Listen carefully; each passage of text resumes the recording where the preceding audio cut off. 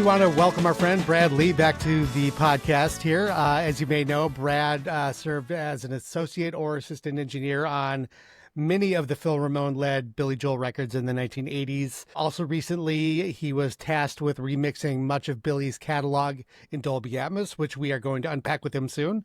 Brad has been working on several dozen audio remixes for Billy Joel and So It Goes, the brand new documentary. So Brad, thanks for joining us once again. Thanks for asking me. It's always great to see you guys. Yeah, you too. In fact, the last time we saw you was in New York for the premiere of Tribeca. So it was great. Yeah, it was a good time. That was a great hang. Going all the way back, when were you first approached about the documentary? I was approached about it very early on. I think it was about 3 years ago.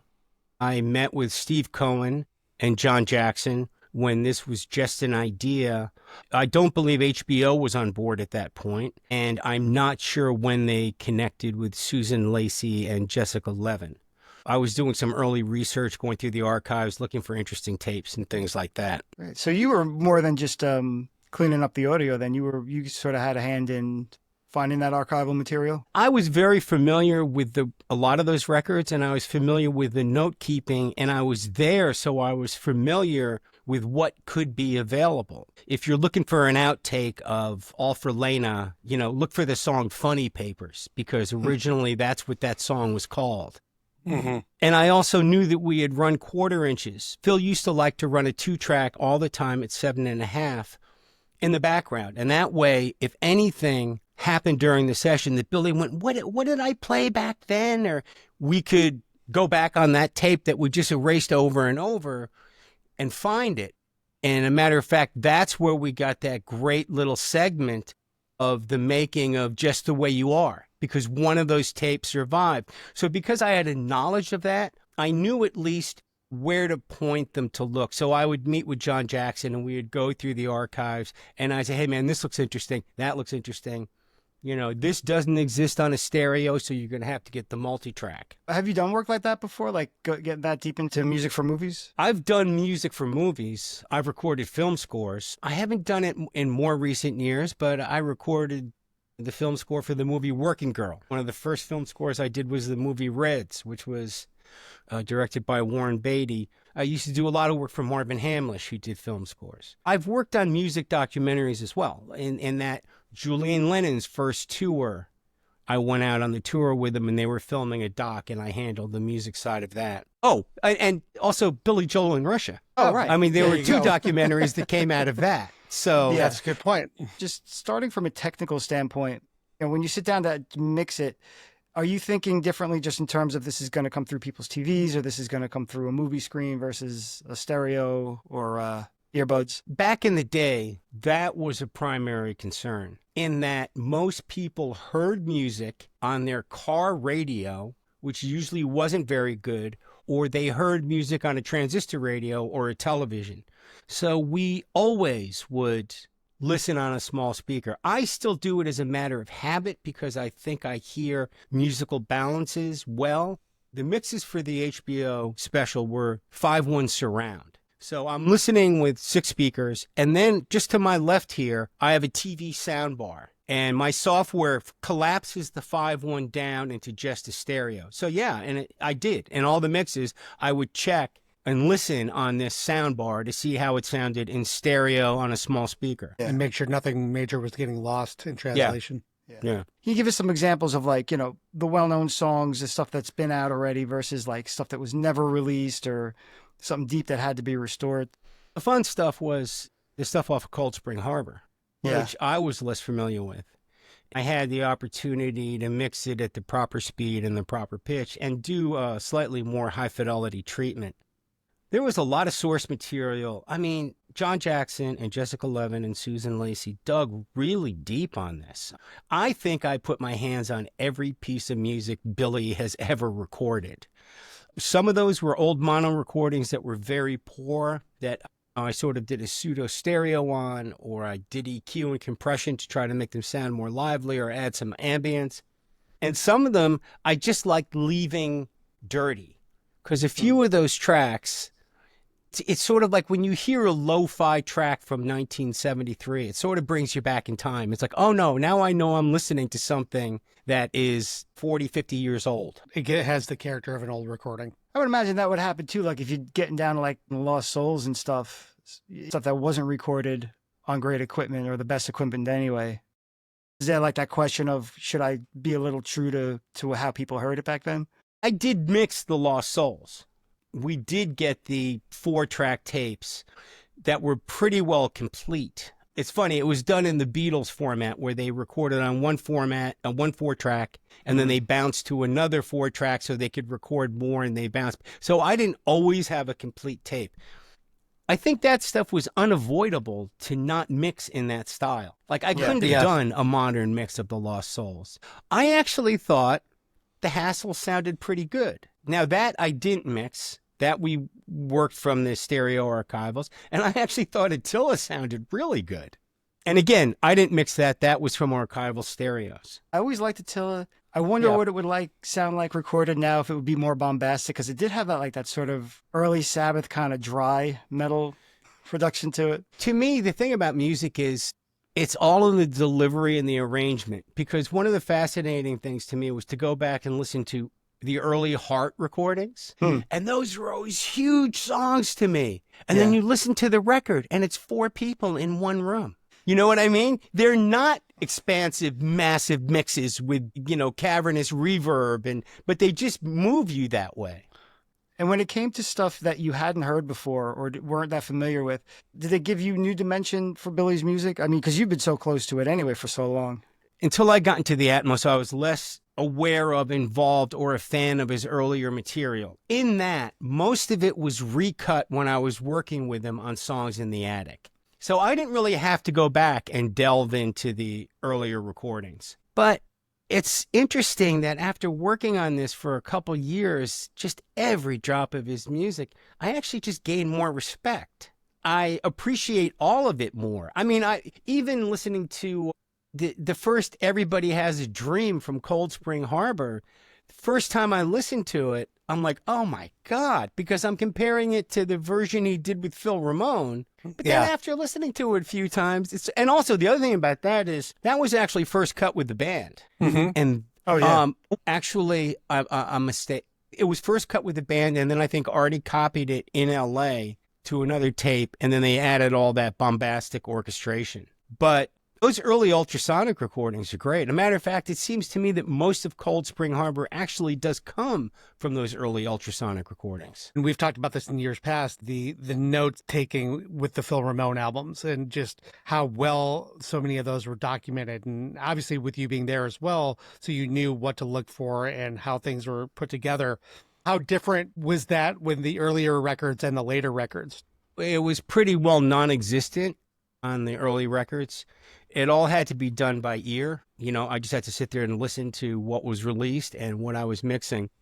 It was really problematic on Cold Spring Harbor because Cold Spring Harbor, I had a ton of tapes because it had been cut, copied, safetied, sent to Artie. Some years later, Artie did a bunch of overdubs, sold, so I had multiple versions of all these songs. And I had to even figure out which tape had the elements on of what was released. And did I want to mix, the later Artie Rip version, or did I want to mix the earlier 71 vinyl version? The one fortunate thing is there were frequently less tracks, so there was less to sort through. Most of his earlier stuff was 16-track. Well, you've been anyway, but what's it been like to dig back into stuff you worked on back when it was being tracked? My takeaway from going back on that stuff is virtually all of it is Billy singing live with a band.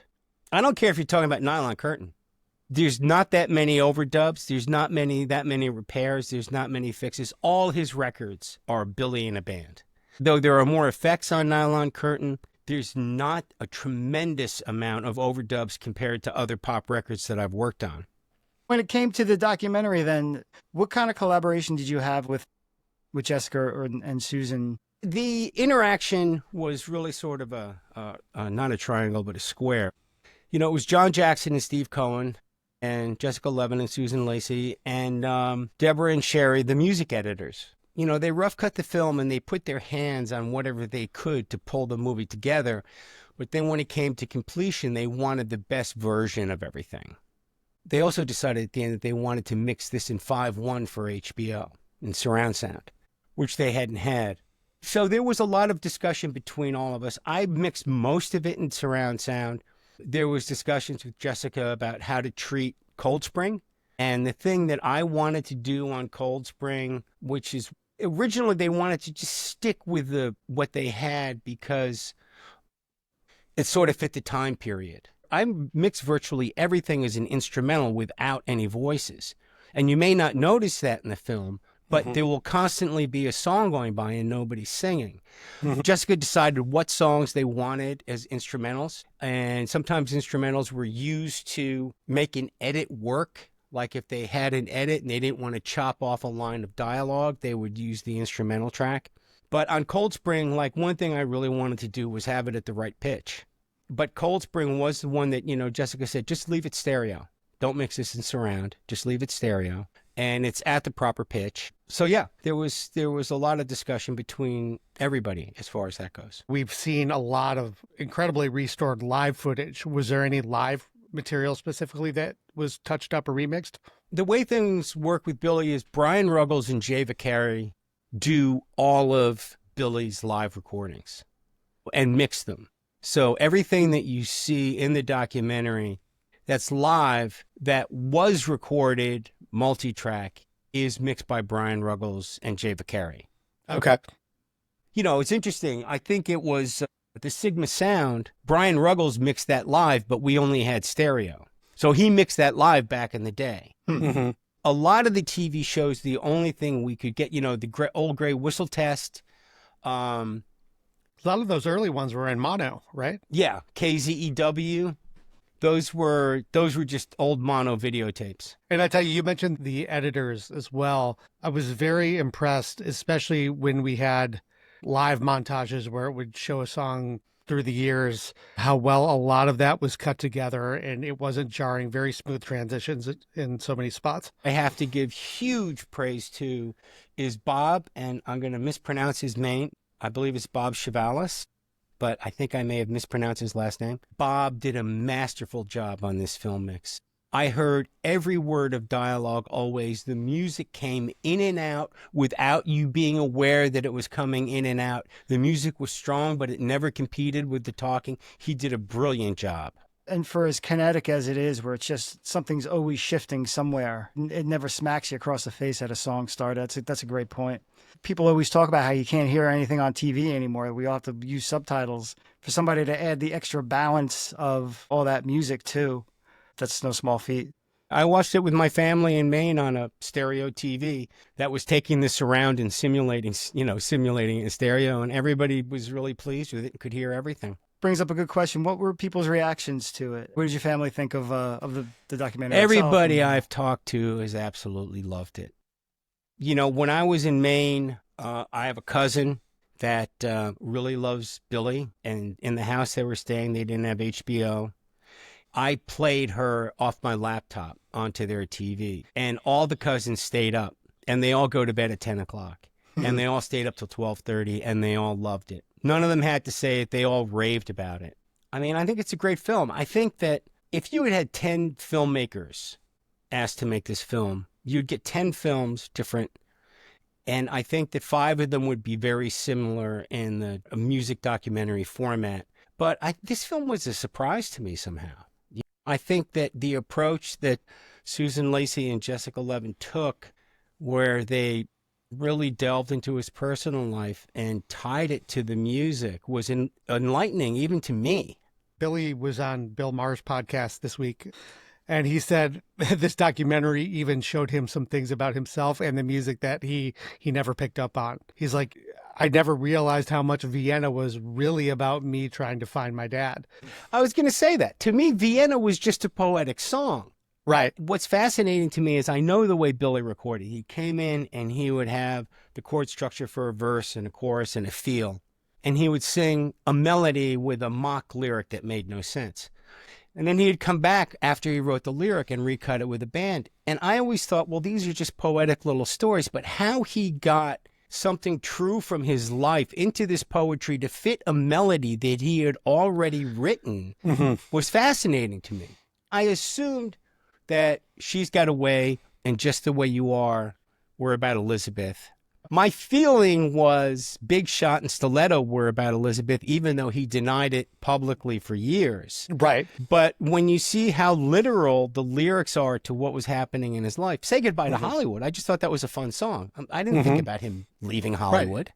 But also, like Elizabeth said about Big Shot and Stiletto, yeah, it was about their marriage, but it was about every marriage, right, or many marriages.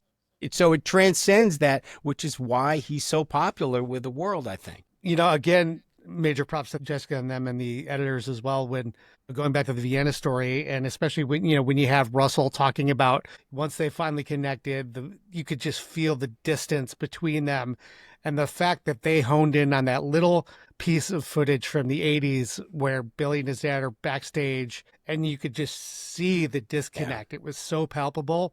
So the fact that they were able to identify these little moments that most people probably would have looked at this B-roll footage backstage and not picked up on anything, but they were able to find little things like that throughout. Yeah. Yeah, they did a lot of deep digging. It's very impressive. It's almost undersung because you can watch it casually and be like, oh, it's a music documentary. We're hitting the beats. And if you pay attention, you start realizing just how much depth there is to it and how well they mastered that form. If you tried to do a documentary on a lot of rock stars, it would be pretty vapid. I mean, you would have trashing hotel rooms and cocaine, and then you would run out of story. Right. Yeah. Having been involved in it so long, did you know how it was shaping up as it went, or were you just more getting requests or questions about the tracks or how they were going to go? I had no idea how it was shaping up. I mean, I was told what music they wanted and what format. I got rough cuts near the end of the film because I had to start working on the companions, and we were pulling some dialogue from the film. So no, film was a surprise to me, and it caught me off guard, and I think it's wonderful. I love that Elizabeth got her due. When I first met Elizabeth, I would have maybe been in the room a little bit around 52nd Street, and then more in glass houses. I was a kid, so she was kind of intimidating. She had a strong presence. But, Phil always treated her with great respect. As far as family managing artists, it's not uncommon. It's almost always a disaster. Right. I've dealt with it a few times, where people feel that using their family will protect them and they'll be closer. And usually they're not competent or they're corrupt. Elizabeth broke that mold. She did. Yeah. She did it well. It's funny, at the end of the interview, Susan Lacey asked me, she goes, what did you think of Elizabeth? And I said, I kind of liked her. Afraid to say it. She was like, everybody liked her. Yeah. Yeah. There is a companion album to the documentary coming out. It's in 2 parts. Currently, it's quite expansive. There's a lot of music from the documentary that's in it. A lot of it's never been released before. There's the Old Grey Whistle Test and the KZEWs, a number of live performances. There's some of my instrumental mixes. There's a couple tracks from Cold Spring Harbor. And it follows the line of the film, and it's pretty much chronological. And there is snippets of dialogue between some of the songs that sort of cue you up and lead into the song, so you see what they're about. You're going to hear John Small talking about what John Small talks about, but you're only hearing 5 sentences. You're going to want I got to see the rest of this. Yeah, for sure. The material was chosen either for its rarity, something that's not been released before, or to track what occurs in the film and music that was a beat, that was an emphasis in the film. It's very large. Right now, each side is 2.5, 3 hours. There was a lot of legal hurdles to release it because they have to get a new clearance and new licensing and permission for all the dialogue and any of the music used. Because HBO has the advantage when you do a documentary, there's something called fair use. So if you're reporting on something, you might be able to present it without having to get licensing. But on a record, it's different. This is almost sounding like what we wish the My Lives box set could have been. I think that virtually everything that's in the film is in the film for a reason. It's not in the film because it wasn't released before, which was the compilation of my lives and let's see what we can find. You get to listen and download my version of No Man's Land. It's on it. Oh, is it? Yeah. That's great. Great Wall of China's in the film. Yeah. And I think they were trying to make the point that those sessions weren't working. So talking with Steve and John, I'm like, I'll die on this hill. That No Man's Land needs to be released. It's not in the film. You talk about Shelter Island, I will die on this hill. Just like John was the longest time they did an a cappella version in the men's room of an arena. Oh, yeah. Where Liberty's like tapping the book or whatever. Yeah. Steve was like, well, let's put this live recording, or let's edit it like we did in the film where it starts in the men's room and then it goes to the live. Steve was trying like, John's going to die on this hill. He wants the a cappella version. Yeah. On the companion record and in the movie, a handful of the songs are from a stereo.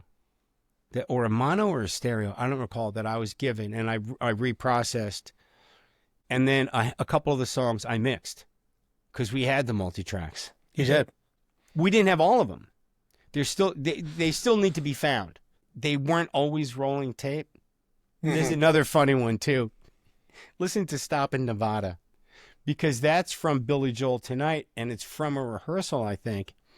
I have the videotape.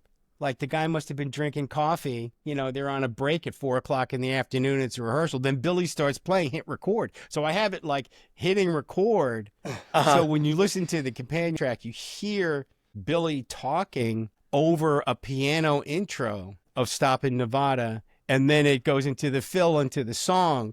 And so what I did was I did an instrumental mix of the piano from another version.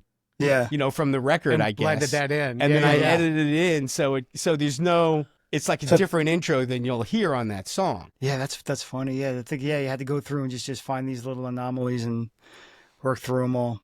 With the changes in the record business and the fact that people haven't used tape in 20 years, that a lot of the archiving and record keeping of this stuff is a little bit more loose than it would have been. Like in back in the day, it probably wasn't legal, but Phil Ramone held on to all the masters of all the tapes of the records that he worked on. Right. Yeah. And he had his own vault, and eventually that was all transferred over to Sony. But it was all clear and, cleanly placed. But there's so much stuff. And also the other thing that's amazing and just must have been so difficult for Susan Lacey and Jessica Levin is nobody used a camera in the studios in those days. It was uncool. I mean, Paul McCartney's wife, yes. Nobody else walked in the studio with a camera.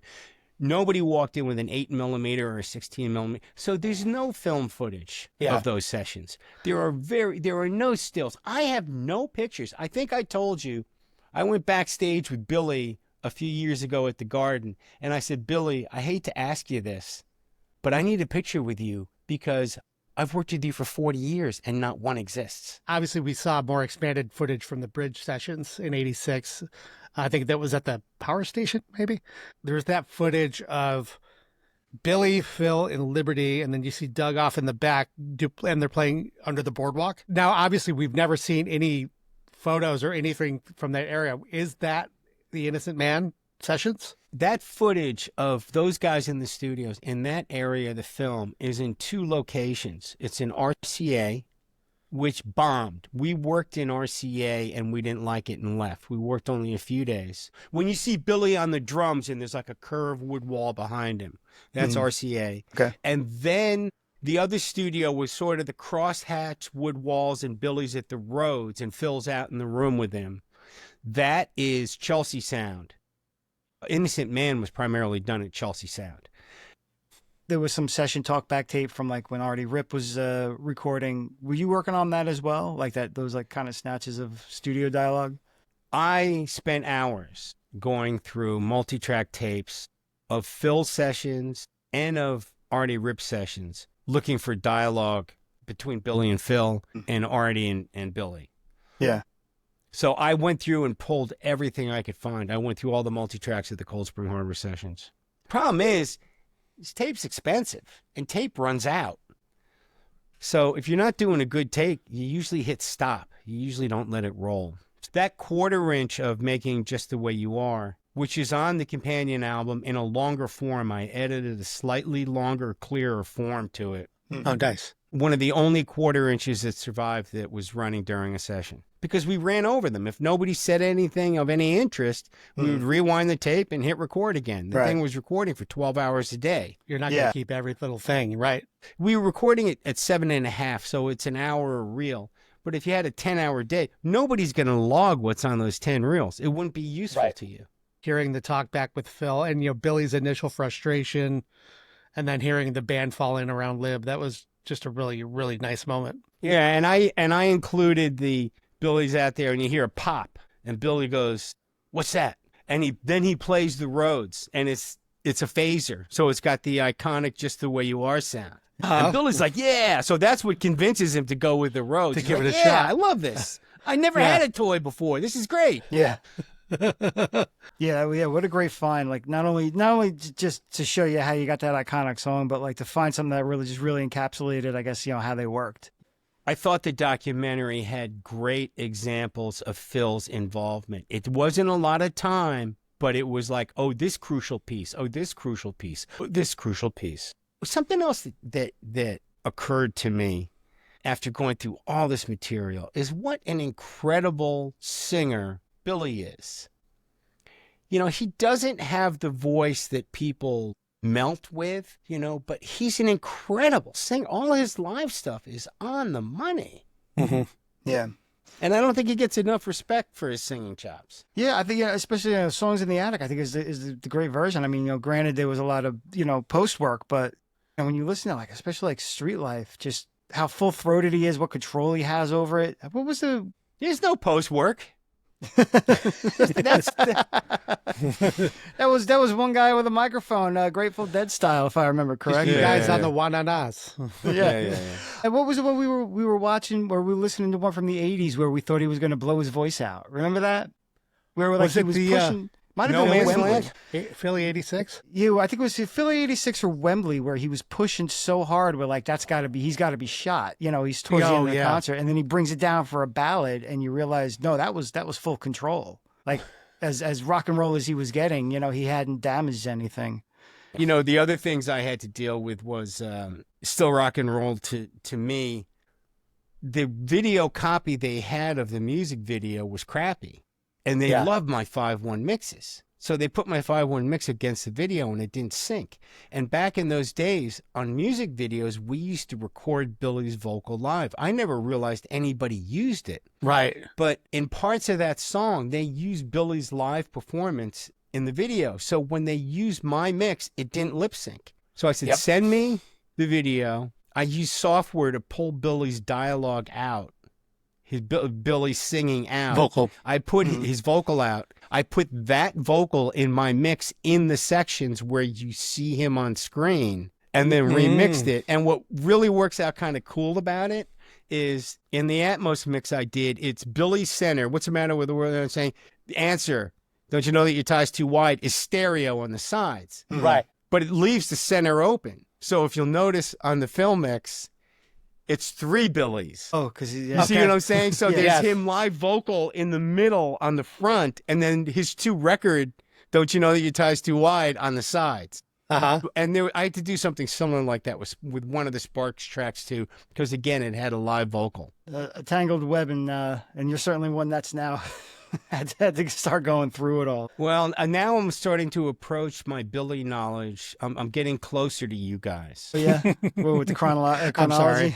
Yeah, No, just the fact that I've had to go through everything. I mean, Jesus, Michael, how many times did I call you during this film? Michael, what's going on with this? I don't understand. Yeah. Hey, Michael, I got to do a mock-up. Do you have a good Hassles? I need a good copy of the Hassles for my mock-up. And I'm like, well, here's 3 different releases. Which one? Yeah. Right. Yeah. What's the best one? As you've uncovered some of this material and, working through some of the Cold Spring Harbor recordings, is there anything along those lines that, you would love to take a broader stab at that you haven't yet? I would love to see Cold Spring Harbor, a good release of it, a proper mix. I don't enjoy the current versions that are streaming right now. And the fidelity of those recordings is pretty good. And to release them with decent mixes and proper speed, you'll hear on the companion record, there's a couple tracks that I mixed from Cold Spring. I guess it's Bye Bye. Everybody Has a Dream. So those were during the sessions, but not on the final record. Right. And there is another, there's I think there's 4. I forgot what the other 2 are now, but I believe 2 of them were released. 1 or 2 of them was released. Mm-hmm. But you get to hear the sound. You know, and if you listen to Nocturne on the companion album, that's the mix I did from Billy Joel Tonight. And that's really nice. So if we could sort out the rest of the tapes from Billy Joel Tonight, it'd be fun to release that. I know John Jackson has a lot of stuff that he's invested in getting released properly. Which is great to see. I know for many years, Billy was pretty tight about not wanting to, when you see the Dylans and the Springsteens, where it's like almost the oversaturation, almost the complete other way, where with Billy, it's been next to nothing for many years. And so I feel like seeing finally Great American Music Hall coming out, and now we have the expanded audio, at least of Live from Long Island and Yankee Stadium. I think we're slowly seeing cracks in the wall a little bit. Yeah. You know, I think there's a difference between filling out a catalog and having the option of hearing a performance that you weren't out, as opposed to back in the days of CD sales, crass commercialism of just releasing something to sell it. If you don't want to listen to Live from Long Island, you don't have to. You don't have to buy it if you want to. But if you're a Billy Joel fan and you want to hear that concert and what he was like at that point in his life, you get that option. And knowing John looks at it from a narrative point of view as well, like what's this telling in the story, not just, oh, hey, look, we have this tape, let's put it out.